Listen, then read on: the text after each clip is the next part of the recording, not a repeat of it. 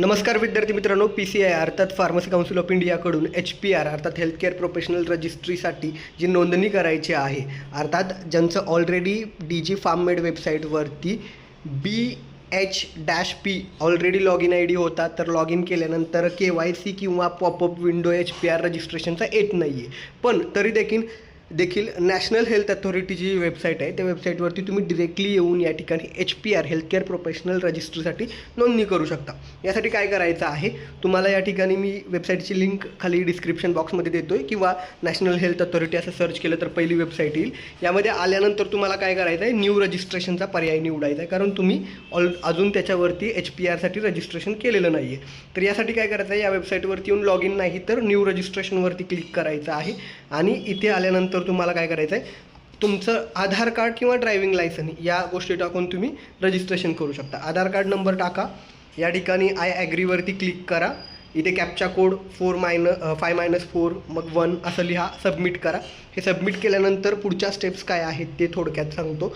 त्यानंतर तुमचा आधार कार्ड ज्या मोबाईल नंबरला लिंक आहे त्याच्यावरती एक OTP येईल, तो OTP तुम्हाला टाकायचा आहे. त्यानंतर तुम्ही कोण आहात, अर्थात तिथे डॉक्टर, नर्स आणि फार्मासिस्ट असे ऑप्शन आहेत, तर ते तुम्ही फार्मासिस्ट म्हणून निवडा. त्यानंतर आपल्याला आपलं स्टेट निवडावं लागेल. महाराष्ट्र राज्य निवडल्यानंतर महाराष्ट्र स्टेट फार्मसी काउन्सिल हा ऑप्शन निवडता येईल की कुठे तुम्ही रजिस्टर्ड आहात. त्याचा रजिस्ट्रेशन नंबर तुम्हाला टाकावा लागणार आहे.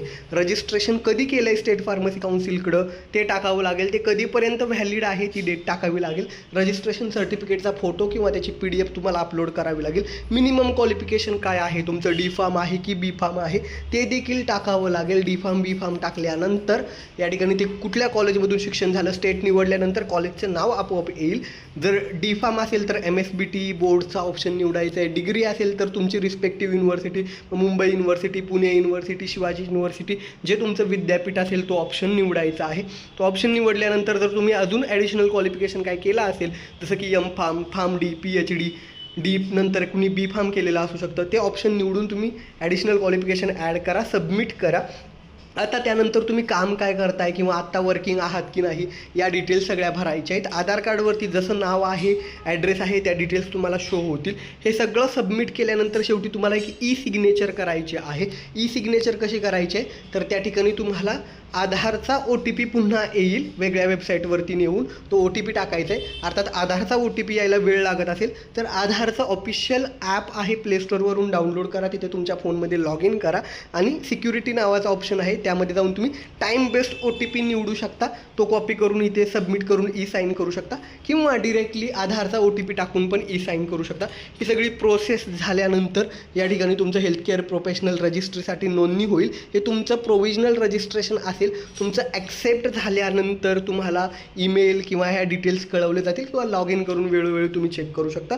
तुमचा मोबाईल नंबर, ईमेल ID जो काही तुम्ही दिलेला आहे त्याच्यावरती त्याचं अपडेट तुम्हाला येणार आहे. अर्थात PCIनं काय सांगितलेलं होतं की DG फार्ममेडच्या वेबसाईटवरती KYC केल्यानंतर हेल्थकेअर प्रोफेशनल रजिस्ट्रीचा पॉपअप मेसेज येईल, पण तो अजून येत नाही. तुम्हाला डिरेक्टली जर हेल्थकेअर प्रोफेशनल रजिस्ट्री अर्थात नॅशनल हेल्थ अथॉरिटीच्या वेबसाईटवरती करायचं असेल तर तिथं देखील आता फार्मसीचा पर्याय अवेलेबल झालेला आहे. तिथं जाऊन तुम्ही रजिस्ट्रेशन करू शकता. अर्थात दिलेली माहिती आवडली असेल तर व्हिडिओला लाईक करा आणि जे कोणी हेल्थकेअर प्रोफेशनल रजिस्ट्रीसाठी रजिस्ट्रेशन करणार आहेत तिच्यासह हा व्हिडिओ शेअर करायला विसरू नका. अर्थात मी या ठिकाणी स्टेप बाय स्टेप डेमो दाखवू शकलो असतो, परंतु आधारचा OTP आणि काही प्रायव्हसी पॉईंट ऑफ व्ह्यू आणि मी ऑलरेडी हे रजिस्ट्रेशन केलं आहे आणि ते कसं करायचं त्या स्टेप्स तुम्हाला शेअर केलेल्या आहेत. वेबसाईटची लिंक दिलेली आहे. अर्थात माहिती आवडली असेल व्हिडिओला लाईक करा आणि सर्वांसोबत शेअर करायला विसरू नका.